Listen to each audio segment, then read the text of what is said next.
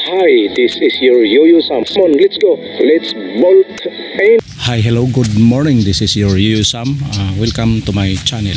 Ngayon ako ay nandito sa Dalampasigan upang ipakita ko sa inyo kung paano ang pag-repair o pag-fix sa isang lambat na nagkaroon ng damage o yung punit kasi sumabit doon sa mga tinatawag namin dito sa amin na gango o yung mga tanggapa. Nilalagay doon o kaya ay sumabit doon sa malaking corals kaya nagkaroon siya ng punit. Malaki-laki ngayon ang punit ng isang lambat kaya ito ang gagawin niya at ayan ay tinatanggal muna niya yung mga hindi pwedeng kabitan ng lambat ito kasi palitan ng bago upang magmukha naman siyang matibay. At ito ngayon ang malaking damage, mga ilang di pa to boy? 3 di pa to, so bali 3 fathoms ano. Ang haba nito ng napunit nung 1 linggo pa to siya nasira dahil nung kasagsagan ng panahon ng bagyong Paing. Siguro mayroong mga naanod na mga sanga ng kahoy kaya pag laglag nila doon sa dagat ay sumabit doon kaya pag hila nagkaroon na siya ng damage. Kaya ito ngayon lagyan ng panibagong